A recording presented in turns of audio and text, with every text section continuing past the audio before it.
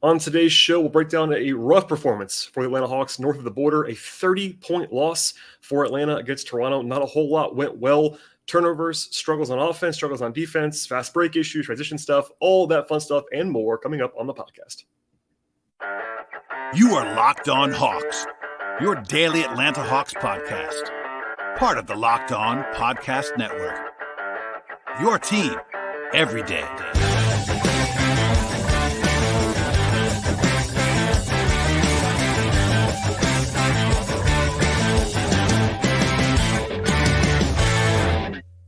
Hello, friends. Welcome to episode 1339 of the Locked On Hawks podcast.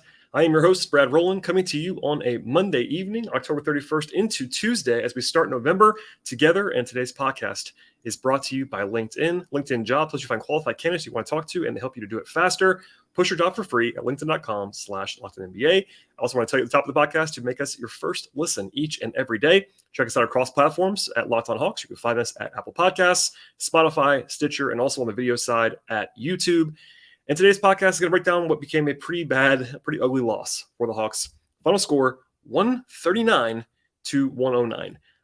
There was some garbage time in this one, 6 minutes or so of garbage time, like complete, and probably even more than that if you want to kind of factor in when the game was actually over in the fourth quarter. Not a whole lot went well. I will say this at the top of the show, the Raptors are a very bad matchup for the Hawks. That has been the case for a while. They are a different style of roster than Atlanta.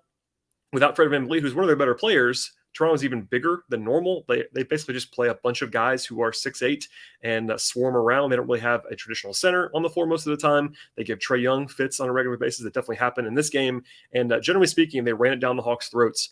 And that was kind of the story of this one was turnovers by Atlanta, which they could not afford to have. We kind of saw that coming. That was going to be a big part of this game was turnover battle, and the Hawks lost it in pretty sharp fashion. And then fast break points from there. Breakdowns all over the place for Atlanta on offense and on defense in this one, and not a whole lot to be excited about. You can sort of argue whether this loss is worse than the home loss to Charlotte because Toronto is a much better basketball team than Charlotte is, and obviously this is a game on the road. But obviously this was pretty non-competitive in the fourth quarter, and no matter what you think about that, it's sort of it's the back half of a long road trip. There are excuses to be built in, but the Hawks have now lost 7 straight in Toronto. They've lost, I believe it is 5 of the last 6 against the Raptors overall. So it's been a problem for a while, but it was really rough in this spot. So if you're a new listener, welcome aboard on the podcast. If you're a returning listener, thank you for listening to the show today. I know our listenership usually drops in after losses, especially losses like this.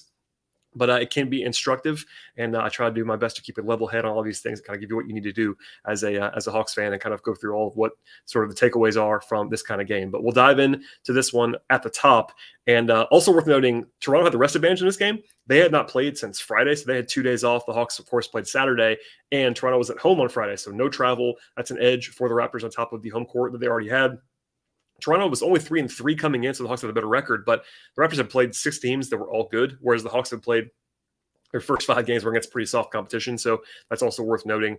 No Bogey again for the Hawks, no really updates there. He was on the broadcast tonight again with Bally as Dominique Wilkins is still not with the team at this point, but Bogey didn't have breaking news on his recovery, just some normal inside stuff from him. On the Toronto side, I mentioned it a second ago, but Otto Porter missed this game for the Raptors, and then Fred VanVleet was a late addition to the injury report, first as questionable with some back soreness or back stiffness, however you want to put that, and then he ended up missing the game. And on paper, VanVleet is a very, very important piece for Toronto in their shot creation. He's their best guard, etc. All-star caliber player in the last couple of years. But also, it kind of makes the Raptors even harder for the Hawks to defend in some ways, and also better on defense because of just the size they have. So obviously, you don't want to say they're better without VanVleet because they're not. But it's not probably the same level of drop that you would think for a team losing a player like VanVleet who plays a ton of minutes for them. Toronto doesn't have a lot of depth. That was still the case in this game, but their top guys were just really good in this spot. And also, not every day that you see a team replace its starting point guard in the starting lineup with a center. The Raptors went from Fred VanVleet, who's their smallest player, to Christian Koloko, who is a rookie center. So an interesting swap there. It kind of just tells you how big they were. It's basically Pascal Siakam and Scotty Barnes alternating point guard duties for the Raptors for most of the game. They're both 6'8", 6'9". It's kind of a crazy alignment for them. Anyway, the Hawks were underdogs in this game. It was 4 at BetOnline, according to our friends over there in the morning. Went down to 2.5 or 3, and then went down to 2 when VanVleet was actually out of the game. So the Hawks were underdogs at tip-off, not by a ton, but this is a game where it wasn't like they were favored by 10 points. They were certainly, quote-unquote, supposed to lose if you go by the betting markets, but not quite in the 30-point fashion that this one actually took on. So Without Van Vliet, the Hawks kind of had to have Trae hide somewhere. He guarded Gary Trent Jr. for a large portion of this game, really kind of the only option size-wise. But Toronto was playing again through Siakam and Barnes. There was a nice block by Capella in the early going, but like for the most part, Siakam and Barnes kind of got what they wanted to, especially Siakam, who's been awesome to start the season. I've never been the biggest Siakam guy, but he's been really, really good so far this year. 31 points and 12 rebounds in this game. And then early on, Scotty Barnes, who's not a great shooter by any means, made his first 3 threes. That's a kind of a tough way to start things off for Atlanta. And the Hawks missed 6 of the first 7 shots to go down early in the game. There was a nice effort play that I wanted to flag from DeJounte Murray in the early going to stop a fast break. He kind of, came busting down the floor to foul OJ Anunoby on a play that a lot of guys would have let go. He's a good competitive guy like that. Rotationally, nothing really out of the ordinary of the AJ Griffin played more than usual in this one against, as he was playing the team that is coached by his father, actually. A notable thing there, but the Raptors were really good on offense the entire game. They had 20 points in the first 14 possessions. Not the way you want to start that out there. Obviously, there was some caveat with Barnes when hitting the 3 threes in a row at the top, but it didn't really slow down from there, obviously. The Hawks were down 8 by the middle of the first quarter. They were turning the ball over quite a bit. I know I teased that a second ago, but I'm going to sort of tell you a little bit more about that right now. 4 turnovers at that point, including a couple of runouts, is not what you want. And before the game even started, I tweeted about this during the day on Monday. I flagged it multiple times, but the Raptors have been in the top 7 in the NBA in turnover rate on offense and defense. So protecting the ball on offense, turning the ball over defensively, creating those turnovers the last 2 seasons. They thrive on that. It definitely prompts their transition offense. The Raptors are not great on half court offensively traditionally. They love to run it down your throat. And basically, I flag look, the Hawks have been number 1 in the league the last 2 years in turnover rate on offense. They do not turn the ball over very, very often, but they couldn't afford to in this game. And that was kind of widely known coming in. And the Hawks did not hold up their end of the bargain. They did not create turnovers in this game, nor did they actually take care of the ball. And basically, if I told you that the Hawks were going to be minus 10 in the turnover margin in this game, I would have said they're going to be huge underdogs. The Hawks winning this game with a 17-7 turnover margin against them would have been extremely unlikely. And obviously, a 30-point loss is a 30-point loss, but they could not afford to lose that battle, and they got rocked. So that's kind of one of the big stories of the night, honestly. They did a couple of nice offensive moments in the early going. There was a nice lob from Trae to John Collins for a transition layup. I guess maybe sort of a pseudo dunk. But other than that, rotationally, again, just Griffin came in first, actually played in both halves rotationally for the first time in his career. I thought it was interesting that they did that. Not a problem because, Aaron Holiday was the guy who played less in this one for Atlanta. That makes sense because of the fact that Toronto is, again, so big. With Trae, you can't take Trae off the floor. Trae's your star player and all that stuff. But Aaron Holiday, for all the stuff about this year, Aaron's been very helpful. But coming into the year, I'd said this a few times, you don't want to have to play Aaron Holiday and Trae Young together because those guys are very small. Aaron Holiday is a physical guy for his size, but he's maybe 6 feet. He's not a big guy. And having to play him in this game, they still played him, but him and Trae together would have been kind of untenable in this matchup. So they went to AJ a little bit more often, a little bit earlier, I think probably because of size. And AJ, unfortunately, probably had his worst game so far. It wasn't like he was just terrible, but he didn't have too much juice in this one. Also, Trae was just bad in this game. We'll come back to that later on as well, but he actually didn't take a shot for more than 9 minutes at the outset, which is not the norm for him. He was still involved, had 7 assists in the first quarter, but was turning the ball over a ton. Ended up the game with 10 turnovers individually after actually I praised him on the last show that we did after the game on Saturday for taking care of the ball the last 3 or 4 games.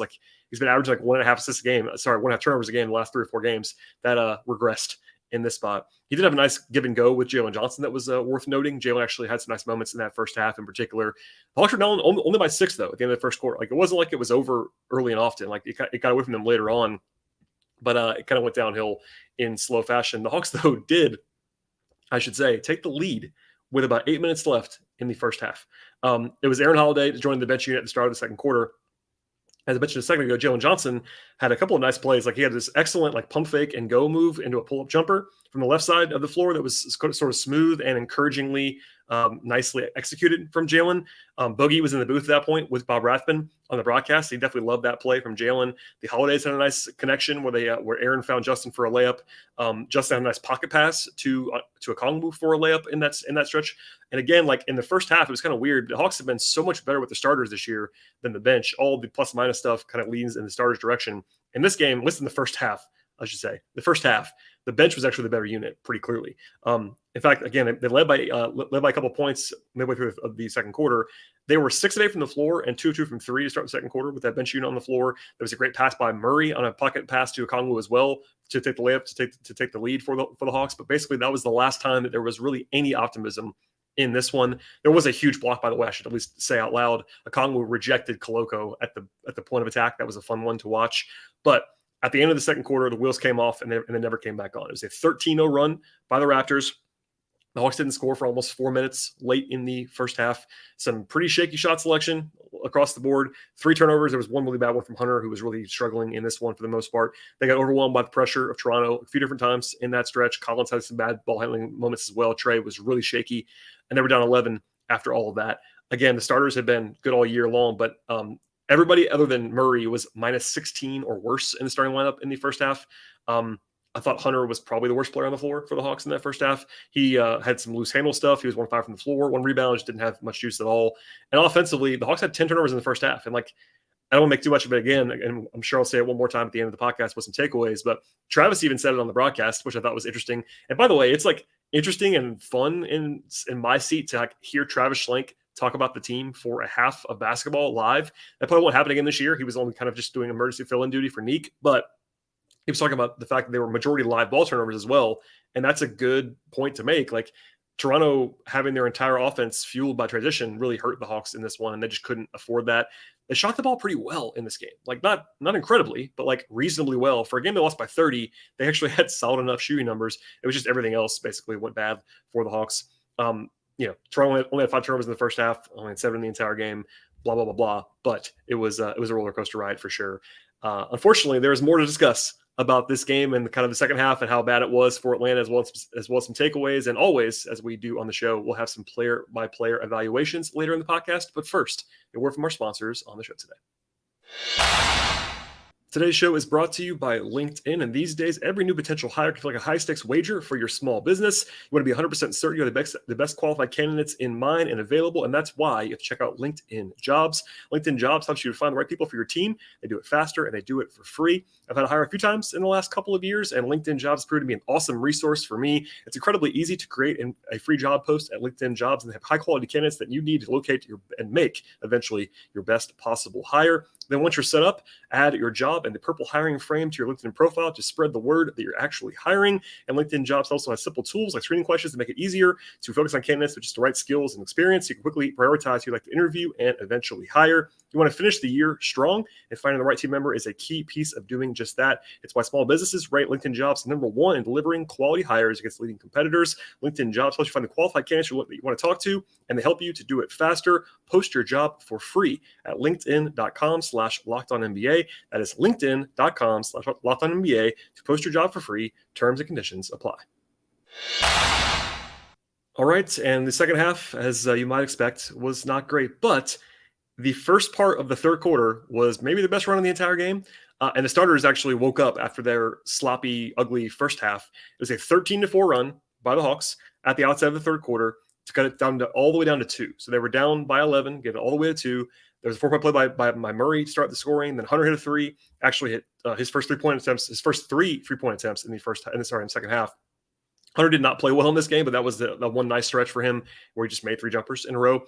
Defensively, though, he was scuffling, got his 4th foul in that stretch, had to come out of the game. My pal, Glenn Willis, who's been on the show many times, I'm sure will be on the show again in the near future, said on Twitter during the game that Hunter does not seem to get a lot of respect from officials. I definitely agree with that. I don't know if it's anecdotal or what. It does seem like Hunter, at least this year, has been in some foul trouble in a weird way because he isn't the most physical guy. I actually wish he was more physical. His traits are probably better than he plays at sometimes defensively, but for whatever reason, he's been in a lot of foul trouble this year. Some ticky-tack stuff there, and I think it lets him bother him a little bit. He was not good in this game, but that's worth at least knowing he was in foul trouble for a large portion of this one. But then it was kind of back to where it was before. Some bad turnovers. There was one by Trae, one by DeJounte right after that run kind of stopped. They were down in that 6 to 8 point range for most of the third quarter. Similarly to the first half rotation-wise, a 10-man rotation for the most part. But like it was in the second quarter, the third quarter also had a big run by Toronto. When the Hawks were down by 4 with 6 minutes to go-ish in the third quarter, a 13-0 run by the Raptors that was extensive because the Hawks just could not score. They didn't score for more than 5 minutes. And that's hard to do in a game that was like a whistle fest. There was lots of stoppages, and it felt like an eternity without a point for Atlanta. Part of that was that they were not getting stops either, so they kept having to try to score on a set defense for Toronto, and they were playing very well when they were actually engaged and set on defense. In the first half, some of the success the Hawks actually had was kind of beating them down the floor with quick hitters. That just couldn't happen because Toronto kept getting set defensively. And also, a lot of that problem defensively was like they were in the bonus for almost the entire third quarter. Like there's so many free throw attempts, so many quick whistles, and it was kind of a perfect storm against the Hawks there. They missed 9 straight shots in the third, plus 3 turnovers sprinkled in. So, 12 consecutive possessions without a bucket, basically. One of the turnovers was a terrible moving screen call that Travis Schlenk was trying not to get fined about on the broadcast. I think he was not enjoying that one. But the other 2 were pretty bad from Trae, who struggled really the entire game. Mercifully, Capella scored the last 4 points of the quarter to get it back a little bit on the rails, but they were still down by 15 points. And sort of in the opposite of the first half, the bench got smoked. At least the bench heavy lineups got smoked in the third quarter. Down 15 at the end of the third. They had 15 turnovers for 3 quarters. So it wasn't like they had a bunch of garbage time turnovers in the fourth to get to 17. They had 15 through 3. That's way too many. The Raptors were more physical, just at the point of attack everywhere, basically. That's what Nate McMillan said after the game as well. That was pretty evident on tape. They took a lot of free throws, and they earned some of them, most of them, not all of them probably, but most of them in this game. And the Raptors led by 20 early in the fourth. There was one small mini run from the Hawks when Collins had 3-point play, and then Justin Holiday hit a 3 back to about 14 or so early in the fourth. There was a scary moment, at least a bit of one, with about 9 minutes left in the game when Okongwu came out of the game clearly in pain and holding his shoulder. He was checked on by the training staff, and it seemed like he was given kind of the go ahead. The staff, they were showing on the broadcast, they kind of left him alone after that. So I think he was probably fine, but we'll see on that one. He didn't have to come back in the game because the Hawks were down by so much. There's no reason to put him back in. So no information to be gleaned there, but circle that one for the injury report as it comes out on Tuesday for Wednesday's game. I think he's fine based on his reactions, but you never want to know that. I'm sure the Hawks will have that checked out a little bit further because they cannot afford to have him be banged up in the future. Other than that, like the Raptors got back to 22 with like 7.5 minutes to go. That was pretty much it, honestly, to the point where Travis said on the air that he was talking about considering getting the young guys into the game.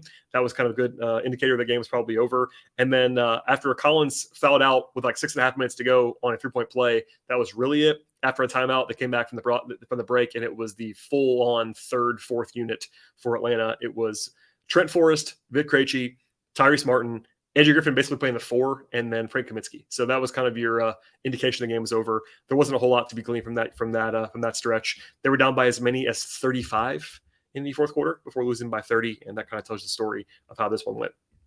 So this is a two-way mess for Atlanta, offensively and defensively. We'll start with the defense. A 139 defensive rating. Now, you cannot fake that. That you just have no chance to win with that number, no matter how bad the offense was at times, and it definitely was.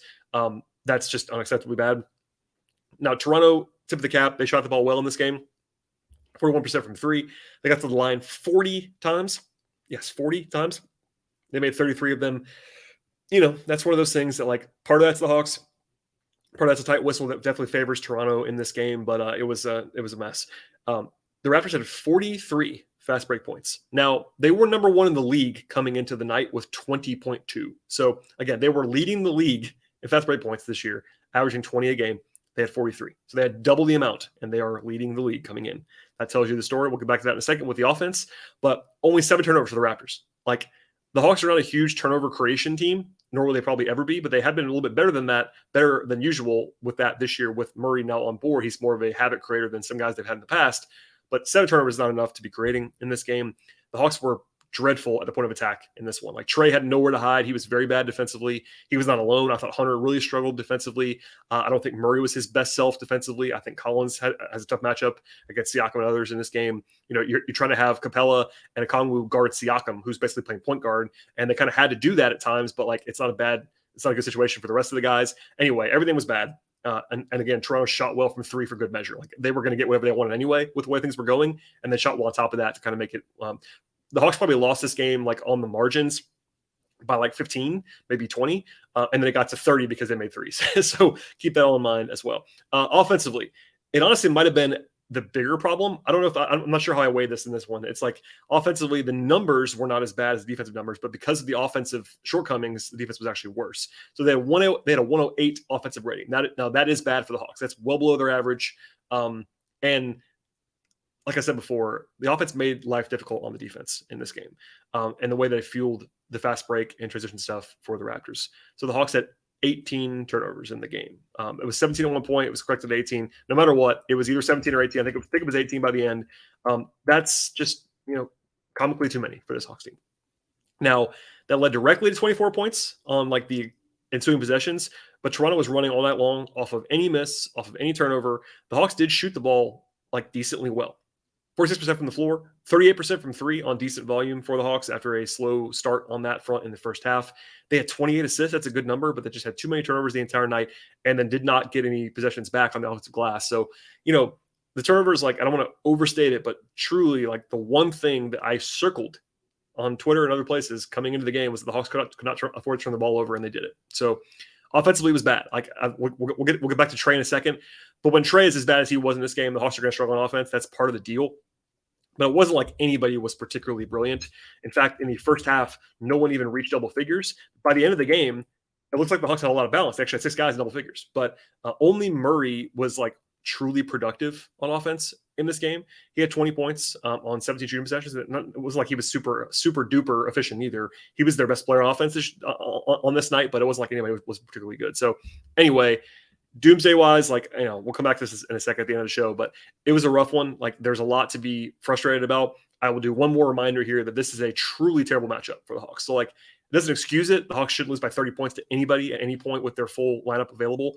But if you were circling a bad matchup on the schedule, this would have been one of the 5 most difficult, probably matchup wise, on the entire schedule when you factor in road trip, end of a road trip, Toronto's physicality, all that stuff. Like, I know without VanVleet, maybe not the same quite thing, but like, it's a really, really tough one, which is at least some bit of context in the middle of a bad loss for Atlanta. Okay, we'll have one more segment coming about the player evaluations in this game, but first, a word from our sponsors on the show. All right, we'll dive in now to the player evaluations. It'll be a little bit shorter than usual in this one because it was so rough. Everyone had a bad plus minus in this game, even the garbage time guys. The only guy who did not was Jalen Johnson, basically, and a little bit of Aaron Holiday was sprinkled in. But we'll start with Aaron Holiday. He played the least of the rotation guys. He played 9 minutes. As I mentioned before, like, it's a bad matchup for him, especially with Trae on the team. Like, he's just too small to deal with them. He also did not play well. It's kind of funny that he was +5 because I don't think he played well at all. I think defensively he's kind of overmatched in this particular setting. He was 0-1 from the floor, did have 1 assist, but nothing else really to speak of. So a quiet night for him. Nothing terrible, but not his best necessarily. Jalen did have some nice moments. 5 points, 4 rebounds, had an assist. Did have 3 fouls in 11 minutes, but was aggressive, and I thought played some of his best basketball offensively. Defensively, it's been an adventure still. I think it's definitely clear why he wasn't playing a lot last year. It was his defense, but I think he is showing some good signs on offense, particularly with his passing. His creation equity is nice to see. As I said briefly earlier, Griffin probably had his worst game. He did have 2 points on 3 shots, 2 rebounds and an assist. Defensively, it's still a bit rough for AJ. I think he had a couple better moments early on in his first couple games, a little bit less so recently. Just it wasn't as aggressive hunting his shot in this one. Misses his only 2 3-point attempts, which is fine. I don't worry about his shooting at all. But, it's kind of a lost game, but he did play in both halves rotationally, so maybe we'll see him a little bit more. I'm wondering if that was a one-off because of just how uniquely bad this matchup was for Aaron Holiday, but we'll see as they sort of hit the road again and play the Knicks on Wednesday, whether it's more Griffin or back to normal where Aaron Holiday's playing more minutes than Griffin. The last guys on the bench that played a little bit more, Justin Holiday had a good first half, cooled off, but had 12 points to lead the bench in scoring, had an assist, had a block, 5 from the floor, 2-4 from 3. Last 2 games, he's made shots, and Justin Holiday is a proficient enough shot maker. I talked about this a lot on Saturday, so I won't repeat myself, but he's a 37% 3-point shooter over six season sample. There's no reason to believe that he won't make shots. Like, is he going to be great? He's not AJ Griffin. Griffin's a much better shooter than Justin Holiday. He has to be guarded, is what I'll say about Holiday. He's not a great shooter, but he's got to be respected, and we see that now the last two games. And then Okongwu was really good, I thought. He left the game early, so I think he would have played upwards of 20-plus minutes if this game had been competitive. 8 points, 5 rebounds, an assist, 2 blocks, 3-4 from the floor, 2-2 for the free throw line. So I'm gonna tackle Capella in a second as well. Kind of group these guys together. This is, of all the guys on the roster, the only player I think that actually you could say Toronto is a good matchup for is Okongwu, because Okongwu is so mobile. And the fact that he's not giving up any size to these guys. Like, he's the only guy that like physically and just the way he approaches the game and the way that he bows up, like he actually matches up quite well with Siakam and with Barnes and with even with Anunoby. Like he's their size. So like, I don't know. It's just a weird sort of one-off. Like for Capella, who we'll get to in a second, it's like a uniquely terrible matchup, kind of like the whole team is. But with the Kongwu, it's like actually this is a great matchup for Kongwu, and he played very well. Like he had a couple of great highlight level blocks. His touch around the rim was very impressive again in this one. He's playing very well, and I said it during the game. I know no one was here after a 30-point loss, but it's a reminder again. The Hawks have 48 good minutes of center, and like it's a really really nice thing to have on your roster beyond today's game, of course. Speaking of, Capella was not terrible. I saw people like blaming Capella for this. It's kind of crazy to me. Like he's, I guess, the punching bag for this season. I'm not sure why that is, but it is a bad matchup for him. Let's just say, like, because he doesn't have anybody to guard. Like he's a rim protector. He was guarding Siakam at times. He was kind of guarding Barnes. Koloko was out there, but like he had 13 points, 5 rebounds in 25 minutes. He actually made 6 of his 7 shots at the rim, which is better than usual for Capella, but it's definitely a bad spot for him, generally speaking. I know I was going back and forth with my friend Tower Jones, who's very smart about this stuff. Tower's been on the podcast several times. And, I think Capella has not, the burst that he's kind of had previous years has not quite been there for him. And that shows up on tape. That's definitely true. I will say this is a spot, though, where like it looks worse than it actually is because Toronto is so fast and Capella is not a Kongwu on the speed on the speed scale. Like he's still, I think, is a pretty solid athlete for a center, but not a guy who's like changing the game on that. And against Toronto, like he looks a step slow because he probably is against those guys. So a bad matchup for him. He wasn't good. I don't think he was bad though. I think he was just kind of fine. And rebounding wise, he's gonna have to be better than this, but like that's something that at least flag for the future. Elsewhere, the forward spots were not great. I think Collins was better than Hunter for sure, but neither one of those guys had a great game. I thought Hunter really struggled. He had the 3 threes and about a 3-minute sample size in the third quarter. And other than that, he was terrible, I thought, honestly. But he did make 3 threes. That's at least notable. He was 1 of 6 on twos, 1 rebound, 1 assist, no free throw attempts, 11 points and 5 fouls. Like defensively, he was really kind of getting run over in this one. Offensively, the ball handling is still an adventure for Hunter. You're hoping it gets better, and maybe this is sort of a one-off, but it was really rough on tape. And he'll have to be better than this. I think he has had a decent season so far. Talked about him extensively with Tyler, actually, on a podcast last week. But the last few games, he's not been quite as good as he was early in the season. So we'll see how he looks moving forward. But the foul trouble has been kind of weird. And I thought he was probably their worst player of the prominent guys in this game.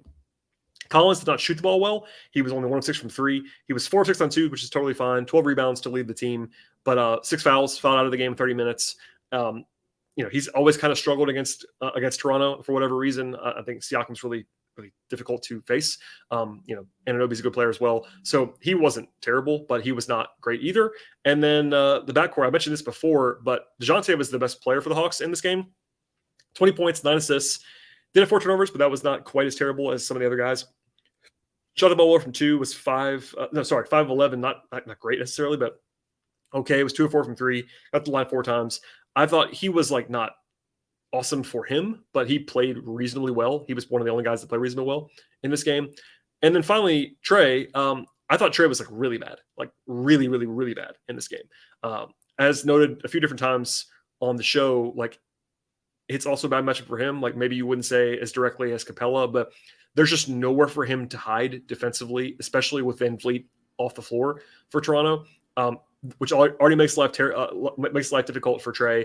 And then you have this cavalcade of 6'8" guys shadowing him everywhere he goes. So like that's a little bit of a caveat and good context to kind of keep in mind. With that said, he was quite bad independent of all of that. He had 10 turnovers. Like you just cannot have that from Trae. Did have 10 assists to kind of, but 0 rebounds.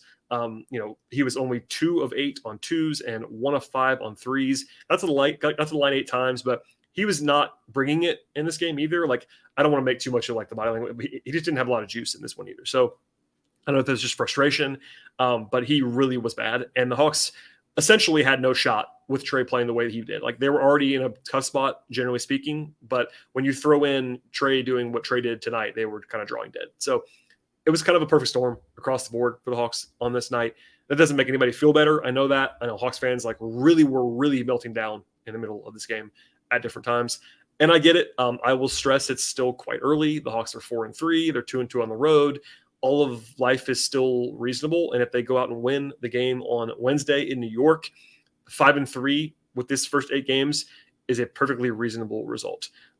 If they lose and you're suddenly 4-4 again, and the schedule in November is pretty difficult compared to October, like I get it, but we're still less than 10% through the season, and the Hawks result wise have been totally fine. They have 2 bad losses, that's for sure. Saturday's game, not a bad loss. This one was bad. The Charlotte game was bad, but yeah. That's kind of all I have for this one. A frustrating one on Halloween night into November, and hopefully they can wipe the slate clean here. From here, the Hawks do have one more game on their lengthy, seemingly never-ending road trip. It's Game 5 on the trip. It's in New York, MSG, Wednesday night. Trae Young always seems to be welcomed warmly by the MSG crowd. He likes to play there. I expect him to be much better in that game than he was on Monday. Also, the Knicks have a rest advantage in that game. The Knicks played on Sunday against the Cavs, and they had 2 days off in between. Actually, yeah, 2 full days. They were off tonight and then off again on Tuesday, plus home court. So that's a little bit of an advantage there. And also the last game of a road trip, kind of tough. But maybe off of this one where guys did not play their full allotment, like nobody played more than 32 minutes because of how bad the blowout was. Maybe the Hawks will be fresh in that one and have sort of a closing kick to the end of the road trip before they have 2 full days off, Thursday and Friday, before they actually get back at home on Saturday. So we'll have full coverage of all of that. I am planning to do at least 1 non-game podcast this week, maybe even 2, we'll see. But certainly going to be up and around either between these 2 games, between Monday and Wednesday, or definitely have something between the game on Wednesday and the game on Saturday. But the best way to find the podcast always is to subscribe to the show across platforms. If you want to support the podcast, download or click and subscribe on multiple platforms. That's definitely allowed and encouraged. Apple Podcasts, Stitcher, Spotify, YouTube for sure. Subscriptions there and likes and thumbs up and all that fun stuff. Please tell a friend about the podcast as well. If you know a Hawks fan friend in your life that has not found the podcast just yet, have them check it out. If they don't like it, that's okay, but have them give it a chance. That would definitely help me to grow the show as much as humanly possible at this stage. Also, follow the show on Twitter at LockedOnHawks. If you have an email question for the podcast to be answered on a future show, you can find that at lockedonhawks@gmail.com. That's lockedonhawks@gmail.com. And if you want to follow me on Twitter, you can at BT Rowland as well. That'll be it for tonight, everybody. So we'll see you definitely at the very latest after the game on Wednesday, maybe even before that. But the best thing you can possibly do is subscribe to the podcast, and we'll see you next time.